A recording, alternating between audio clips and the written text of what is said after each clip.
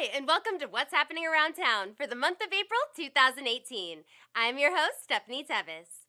What would you like to do this month? Sign up for a class through the Recreation Center? Play a game of ping pong at the Senior Center? Install a smoke detector in your house? Your city of San Bruno can help you with these things and more. Just keep watching for the next few minutes, and I will let you know what else is happening here in your city with the heart. The annual Beautification Task Force Operation Clean Sweep takes place on Saturday, May 5th. Starting at 9 a.m. in City Park, come sign up, gather your equipment, then head out to your designated location around San Bruno to clean, paint, or garden. In exchange for your morning's hard work, you will receive coffee and donuts beforehand, as well as a barbecue lunch when you return to City Park at noon. Of course, the satisfaction of knowing you helped beautify your city is recognition enough, isn't it? Join in on the fun on Saturday, May 5th for Operation Clean Sweep at 9 a.m. in San Bruno City Park, rain or shine. On March 22nd, the city held a community meeting to discuss the development of the conceptual design for the new Recreation and Aquatic Center. At the meeting, design options and concepts were discussed, as well as an opportunity for residents to provide feedback. The city wants to hear from you. If you missed the March meeting, we hope you will attend the next community meeting that is scheduled for Thursday, May 17th at 6:30 p.m. More information is available on the city's website. Go to www.sanbruno.ca.gov. Just imagine the possibilities. At the end of last month, a no-smoking ordinance came into effect in San Bruno. In order to regulate the exposure to secondhand smoke throughout the city, this ordinance affects people in most of the city parks, public spaces, and multi-unit residences such as condominiums and apartments, businesses, and stores. This includes outdoor spaces such as in front of ATMs and at taxi stands. Smoking is allowed in certain areas. For example, smoking is allowed in single-family homes. For smokers in condominiums and apartments, smoking is allowed in designated outdoor smoking areas that are at least 20 feet from operable doors or windows.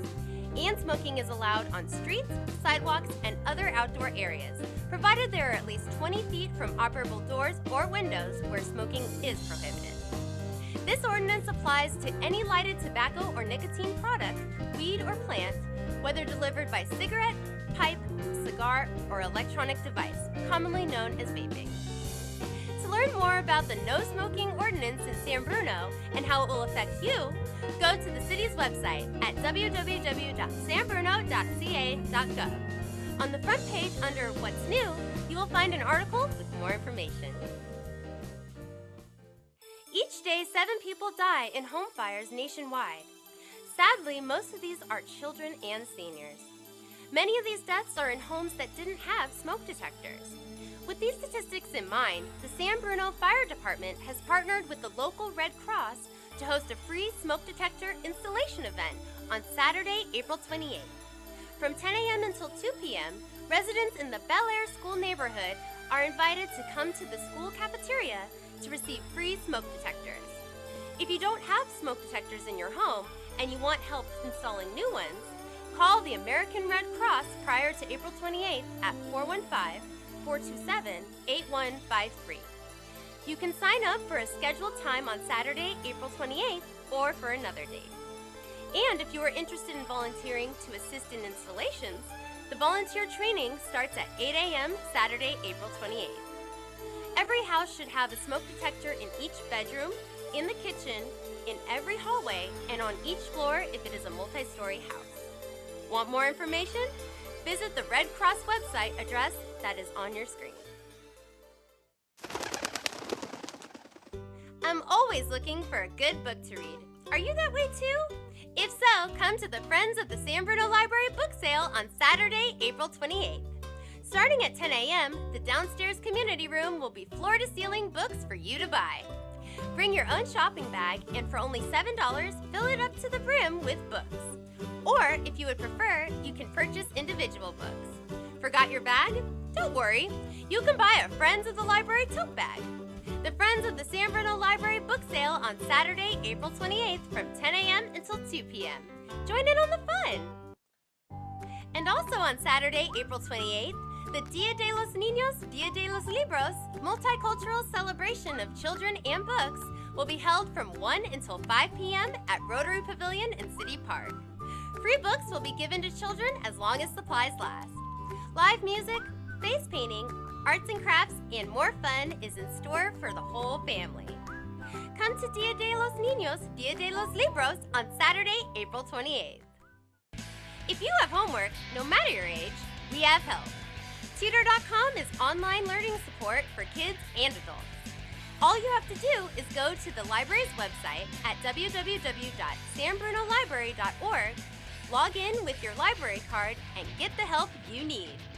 So if you are studying arithmetic or calculus, basic sentence structure, or chemistry, Tutor.com can help. And I have an update on the Homework Center at the library. There is a new 8-week workshop series called The Coding Club for kids interested in learning more about computer science. The Coding Club takes place on Wednesdays at 4 p.m. beginning March 21st. And students at the Homework Center are also learning about 3D modeling. Use computer-aided design software to bring your designs to life by printing it in 3D. If you haven't signed up for the Homework Center, it isn't too late. Call the San Bruno Library for details at 616-7078.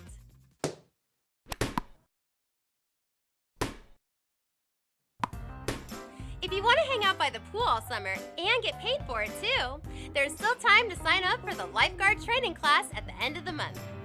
Students will have 2 weeks to complete the 7.5 hours of online training before attending the first in-person training.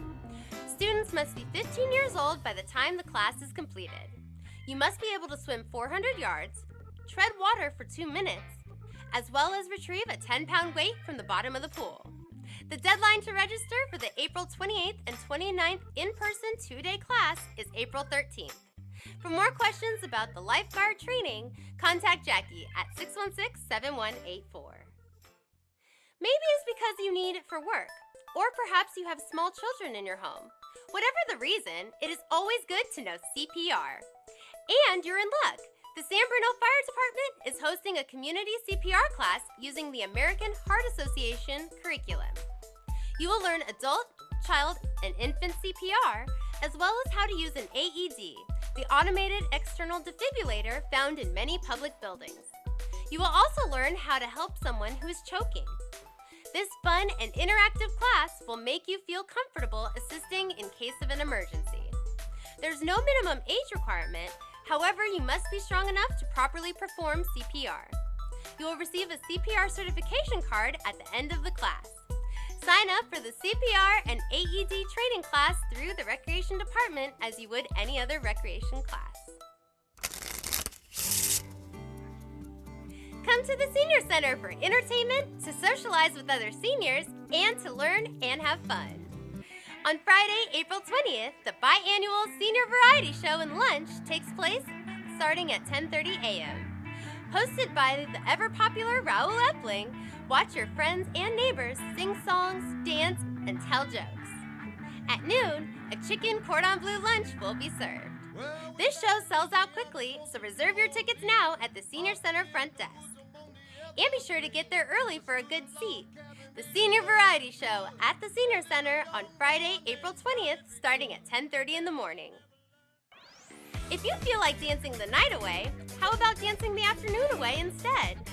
The Dance Fever Party will be held on Sunday, April 22nd from 1 until 3:30 p.m. Enjoy music, refreshments, and dancing to your favorite tunes with Have a Party Pros.